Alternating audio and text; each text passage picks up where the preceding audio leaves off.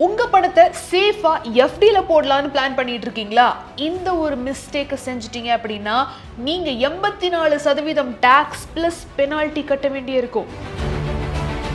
FD ஒரு சேஃபான investment தானே, இதுல என்ன பெரிய சிக்கல் வந்துட போகுது, இதுல என்ன பெரிய பிரச்சனை வந்துட போகுதுன்னு நீங்க நினைச்சிட்டு இருந்தீங்கன்னா, இன்கம் டாக்ஸ் நியூ ரூல்ஸ் படி இப்போ அதுக்கும் லிமிடேஷன்ஸ் வந்தாச்சு. எஃப்டில பணத்தை போடுறப்போ இந்த லிமிட்டை நீங்க தாண்டிட்டீங்கன்னா எந்த பேங்க்ல எஃப்டி பண்றீங்களோ அந்த பேங்கே இன்கம் டாக்ஸ் டிபார்ட்மெண்ட்டுக்கு இன்ஃபார்ம் பண்ணிடுவாங்க. ஸோ இன்னைக்கு இந்த வீடியோவில் according to the new income tax rules எவ்வளவு ஒரு ஃபைனான்ஷியல் இயருக்கு நீங்கள் எஃப்டி போடலாம், எந்த மாதிரியான டிடிஎஸ் பிடிப்பாங்க, அந்த டிடிஎஸ் நீங்கள் எப்படி அவாய்ட் பண்ணுறது, இந்த ஃபார்ம் 15G 15H எதோ சொல்கிறாங்களே அப்படின்னா என்ன, அதை எப்படி நான் அப்ளை பண்ணுறது, முக்கியமான எஃப்டி ஸ்ட்ராட்டஜிஸ், உங்கள் எஃப்டியில் நீங்கள் அதிகமான லாபத்தை பெறுறதுக்கு எந்த மாதிரியான டெக்னிக்கை யூஸ் பண்ணலாம் அப்படிங்கிற எல்லா வரைக்கும் இந்த வீடியோ கடைசி வரைக்கும் பார்த்து தெளிவாக தெரிஞ்சுக்கோங்க. வெல்கம் டு பாஸ் வாலா தமிழ். நான் உங்கள் மேகலா கண்ணன்.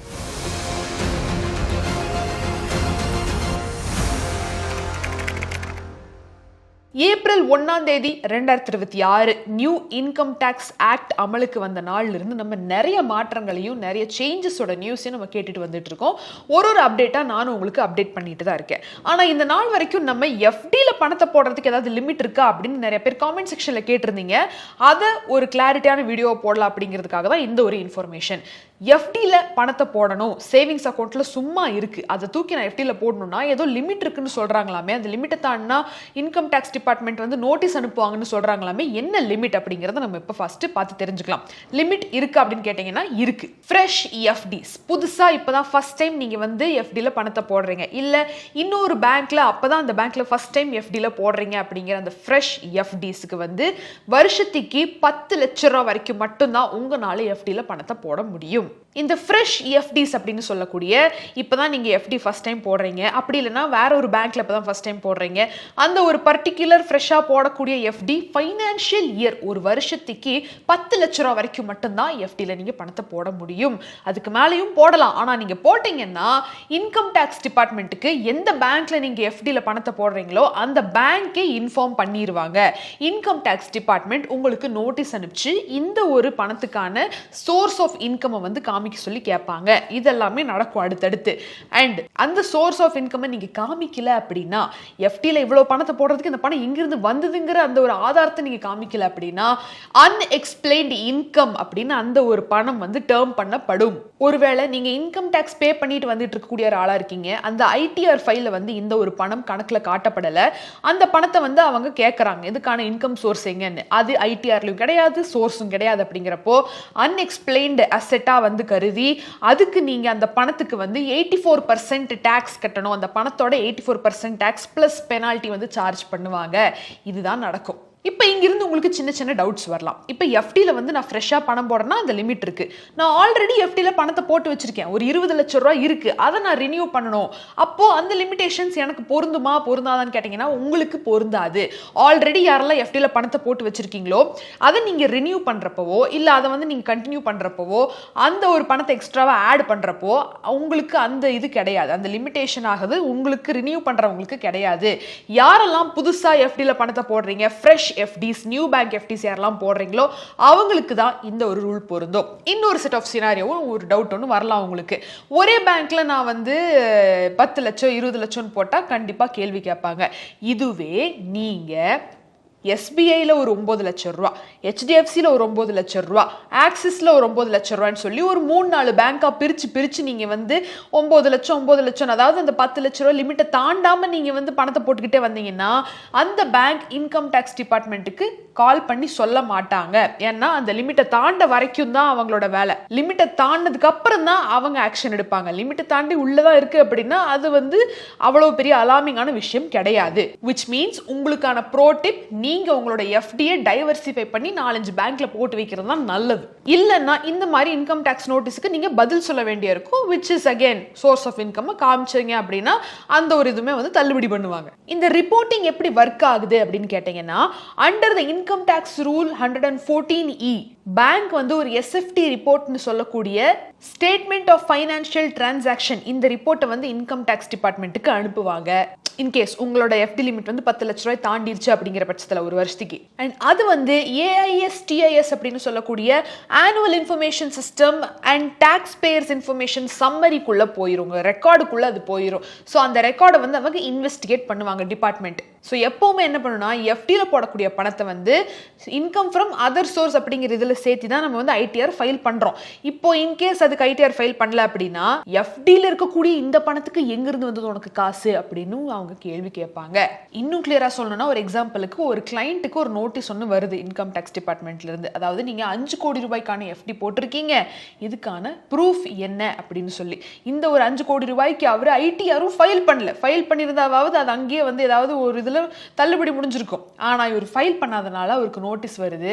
எங்க இருந்து பணம் வந்தது அப்படிங்கிற எக்ஸ்பிளனேஷன் அவர்கிட்ட இல்ல.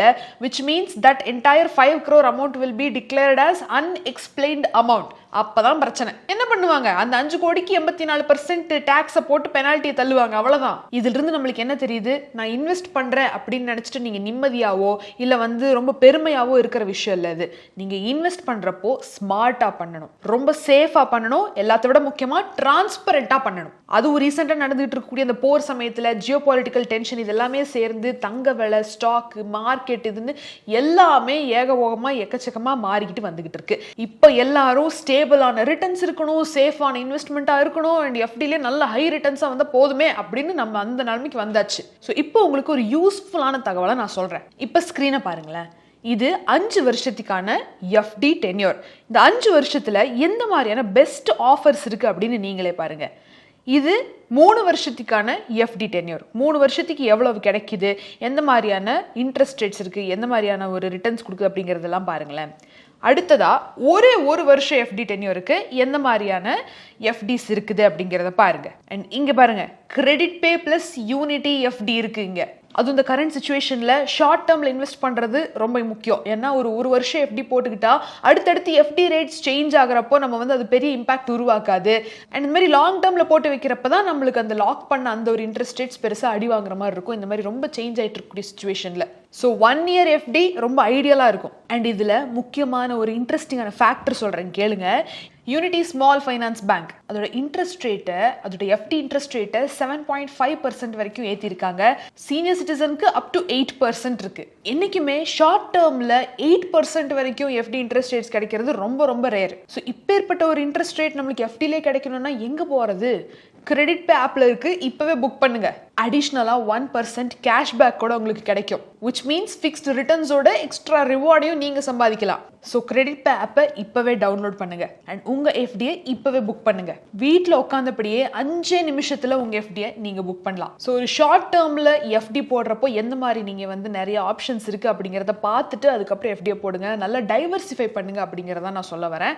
ஸோ இப்போ நம்ம வந்து அந்த ஒரு டாக்ஸ் லிமிடேஷன்ஸ், எஃப்டிக்கான அது ஒரு லிமிடேஷன்ஸ், எந்த மாதிரி டாக்ஸேஷன்ஸ் இம்ப்ளை ஆகும் அப்படின்னு பார்த்துட்டு இருக்கிறோம்னா, இப்போ நீங்க வந்து உங்க பிரின்சிபல் அமௌண்ட் என்ன இருக்கோ அதுக்கு தான் வந்து இவங்க சோர்ஸ், இன்கம் சோர்ஸ் எல்லாமே கேட்பாங்க. ஸோ அதை மட்டும் நீங்க காமிச்சு ரெடியா வச்சுக்கிட்டா போதும். இன்னும் சில பேர் நீங்க வந்து ப்ராப்பர்ட்டி வித்தேன், அதுல இருந்து வந்த காசை தூக்கி நான் இதுல போட்டிருக்கேன் அப்படிங்கிறப்போ அதுக்குமான ப்ரூஃப் இருக்கணும். சம்டைம்ஸ் அந்த ப்ரூஃப் இல்லாம நிறைய பேர் நான் வித்துட்டேன், டாக்குமெண்டேஷன்ஸ் வரல, அப்படி இப்படி நல்லா இழுத்தடிப்பாங்க. ஆனா தப்பிக்க முடியாது, அதை மட்டும் நல்லா தெரிஞ்சு வச்சுக்கோங்க. So proper documentation, clear source ரொம்ப ரொம்ப இம்பார்ட்டன்ட். இந்த டிடிஎஸ் அப்படின்னு வர்றப்போ எப்போ டிடிஎஸ் பிடிப்பாங்க? Tax deducted at source. உங்களுக்கு எஃப்டி நீங்க மெச்சூராய் கையில் எடுக்கிறப்பவே பிடிச்சிக்கிட்டு கொடுக்கறதுக்கு பேர் தான் அந்த டாக்ஸ் டிடக்டட் அட் சோர்ஸ்னு சொல்லுவாங்க. எப்போ பிடிப்பாங்க, எவ்வளவு ஆனா பிடிப்பாங்கன்னு பார்த்தீங்கன்னா, சீனியர் சிட்டிசனுக்கு அவங்க ஏர்ன் பண்ற இன்ட்ரெஸ்ட் 1 லட்சத்துக்கு மேலே போகுது அப்படின்னா 10% டிடிஎஸ் பிடிப்பாங்க. அதுவே அதர்ஸ் சீனியர் சிட்டிசன் இல்லாம மற்ற மக்களுக்கு வந்து 50,000 ரூபாய்க்கு மேலே போச்சு அப்படின்னா டிடிஎஸ் பிடிப்பாங்க. ஆனா இந்த டிடிஎஸ் நீங்க அவாய்ட் பண்ணலாம். அப்பதான் இந்த ஃபார்ம் 15Gயும் ஃபார்ம் 15Hம் வருது. இந்த ஃபார்ம் 15H வாங்கி நீங்க ஃபில் பண்ணி சப்மிட் பண்றப்போ உங்களுக்கு சீனியர் சிட்டிசன் ஆகிய உங்களுக்கு ஃபார்ம் 15H, மற்றவங்களுக்கு ஃபார்ம் 15G. இந்த 15Hஓ Gயோ சீனியர் சிட்டிசன் நீங்க வாங்கி ஃபில் பண்ணி இது பண்றப்போ ஏப்ரல்ல நீங்க ஃபைல் பண்ண வேண்டியிருக்கும். 1 லட்சம் ரூபாய்க்கு மேல போச்சுனாலும் உங்களுக்கான டிடிஎஸ் வந்து ரீஃபண்ட் பண்ணப்படும், டிடெக்ட் ஆகாது. ஸோ நான் சீனியர் சிட்டிசன் ஃபார்ம் 15G வந்து நீங்க ஃபில் பண்ண வேண்டியிருக்கும். அண்ட் இம்பார்ட்டன்ட் கிளாரிஃபிகேஷன் என்ன தெரியுமா, இந்த டிடிஎஸ்ஸுமே வந்து பேங்கை பொறுத்து ஒரு பேங்குக்கு ஒரு மாதிரி, டோட்டல் லிமிட் கிடையாது, பர் பேங்க் ஒரு மாதிரி இருக்கும் அப்படிங்கிறத நான் சொல்ல வரேன். புரியல, இன்னும் தெளிவாக எக்ஸாம்பிளோட சொல்கிறேன் கேளுங்க. இப்போ நீங்கள் வந்து பேங்க் ஏல 9 லட்ச ரூபா போட்டிருக்கீங்க, பேங்க் பியில் 8 லட்ச ரூபா போட்டிருக்கீங்க அப்படின்னா அதிலிருந்து வரக்கூடிய இன்ட்ரெஸ்ட் வந்து 63,000 ப்ளஸ் 56,000 வருது உங்களுக்கு, அங்கேயும் இங்கேயும் பேங்க் ஏல இருந்து பேங்க் பியில் இருந்து. ஆனால் டிடிஎஸ் இங்கே டிடெக்ட் ஆகலை, ஏன்னா பேங்கோட லிமிட் படி அந்த டிடிஎஸ் அங்கே டிடெக்ட் ஆகலைன்னு அர்த்தம். So which means every bank has its own limits. இந்த எஃப்டி பண்ணுறப்போ இன்னொரு முக்கியமான டிப் நான் ஸ்டார்டிங்லேருந்தே சொல்லிக்கிட்டு இருக்கிறது என்னன்னா, என்றைக்குமே உங்கள் எஃப்டியை டைவர்சிஃபை பண்ணுங்க. ஒரே பேங்க்ல 20 லட்ச ரூபாய் போடுறதை விட 4 பேங்க்ல 5 லட்ச ரூபாயா போட்டீங்க அப்படின்னா உங்களுக்கு எக்ஸ்ட்ராவா இன்னொரு பெனிஃபிட்டும் இருக்கு. டிஐசிஜிசியோட இன்சூரன்ஸ் இன்கேஸ் அந்த நீங்கள் எஃப்டி போட்டிருக்கக்கூடிய பேங்க் ஏதாவது திருட்டு போயிருச்சு, தீ பிடிச்சிருச்சு, அந்த பணம் ஏதோ ஒன்று ஆயிடுச்சு due to banks lack of security அப்படிங்கிறப்போ இன்சூரன்ஸ் உங்களோட 5 லட்ச ரூபா பணம் இன்சூர்டா இருக்கும். நீங்க 5 லட்ச ரூபாய்க்கு 5 லட்ச ரூபா உங்களுக்கு கிடைக்கும். இதுவே நீங்க 20 லட்ச ரூபாய் ஒரே பேங்க்ல போட்டு வச்சிருந்தாலும் 5 லட்ச ரூபா மட்டும்தான் உங்களுக்கு கிடைக்கும் அப்படிங்கிறத மறந்துடாதீங்க. எனக்குமே எஃப்டியை டைவர்சிஃபை பண்றது உங்களுக்கு ரொம்ப சேஃபா இருக்கும். அண்ட் அடுத்த ஒரு டிப் என்னன்னா, எஃப்டி லேடரிங். எந்த மாதிரி நீங்க டைவர்சிஃபை பண்ணி போடுறீங்களோ அதே மாதிரி டென்யூரையும் நீங்க வந்து ஃபிளெக்சிபிளா வச்சுக்கிறது நல்லது. ஒரு பேங்க்ல 5 லட்ச ரூபாயை 1 வருஷத்துக்கு போடுறது, இன்னொரு பேங்க்ல 5 லட்ச ரூபாயை 2 வருஷத்துக்கு போடுறது, இன்னொரு பேங்க்ல அதே 5 லட்ச ரூபாய் 3 வருஷத்துக்கு போடுறதுன்ற மாதிரி அந்த டென்யூரையுமே நீங்க வந்து கொஞ்சம் ஃபிளெக்சிபிளா வச்சுக்க உங்களுக்கு எஃப்டியோட இன்ட்ரெஸ்ட் ரேட்ஸ் மாறுறப்போ பெரிய இம்பாக்ட் ஒன்றும் ஏற்படாது. அண்ட் நல்ல அதிகமான எஃப்டியோட இன்ட்ரெஸ்ட் ரேட்டுக்கு நீங்க லாக்இன் பண்ணிக்கலாம். ரொம்ப கம்மியான ரிஸ்க், லிக்விடிட்டி அதிகம், இன்சூரன்ஸும் இருக்கு, அதே மாதிரி இன்ட்ரெஸ்ட் ரேட்ஸும் உங்களுக்கு ஃபிளெக்சிபிளா தகுந்தாப்புல நீங்க வந்து அந்த சிச்சுவேஷனுக்கு தகுந்த மாதிரி புக் பண்ணிக்கலாம். ஸோ இன்னைக்கு இந்த வீடியோவில் எஃப்டியில் பணத்தை போடுறதுக்கு நியூ இன்கம் டேக்ஸ் ரூல்ஸ் படி எந்த மாதிரியான லிமிடேஷன்ஸ் வந்திருக்கு, அண்ட் நீங்கள் எஃப்டியில் இன்வெஸ்ட் பண்ணுறதுக்கு எந்த மாதிரியான ஆப்ஷன்ஸ் வெளியில் இருக்குது, அண்ட் முக்கியமாக கிரெடிட் பேயில் இருக்கக்கூடிய இன்ட்ரெஸ்ட் ரேட்ஸ் எந்த மாதிரி கொடுக்குறாங்க எஃப்டி புக் பண்ண அப்படிங்கிறது நம்ம பார்த்தோம். அண்ட் அதை விட இம்பார்ட்டண்ட்டாக உங்கள் எஃப்டியில் நல்ல லாபம் பெற எஃப்டி லேடரிங், அதே மாதிரி எஃப்டியை டைவர்சிஃபை பண்ணுறது, இன்சூரன்ஸ் எவ்வளவு கொடுப்பாங்க, எந்த மாதிரி நீங்கள் வந்து எவ்வளவு இன்வெஸ்ட் பண்ணால் எவ்வளவு இன்சூர்ட் அமௌண்ட்டாக இருக்கும் அப்படிங்கிற எல்லாத்தையும் தெரிஞ்சுக்கிட்டு இருந்திருப்பீங்க அப்படின்னு நான் நம்புறேன். இதுல ஏதாவது டவுட்ஸ் அண்ட் குவரிஸ் இருக்கு அப்படின்னா கண்டிப்பா காமெண்ட் செக்ஷன்ல தெரியப்படுத்துங்க. இதே மாதிரி இன்னொரு இன்ஃபர்மேட்டிவான வீடியோல நான் உங்களை வந்து சந்திக்கிறேன். Until then, Megala Kannan signing off. டிஸ்கிரிப்ஷன்ல லிங்க் இருக்கு, இப்பவே கிரெடிட் ஆப் டவுன்லோட் பண்ணி உங்க எஃப்டியை வீட்டில் இருந்தபடியே 5 நிமிஷத்துல புக் பண்ணுங்க. பிராண்ட் பார்ட்னர்ஷிப் மற்றும் அட்வர்டைசிங் என்கொயரிஸ்க்கு brand@bosswala.com என்ற இமெயில் ஐடிக்கோ அல்லது 9108014192 என்ற வாட்ஸ்அப் எண்ணை தொடர்பு கொள்ளலாம். Bosswala. Be the boss.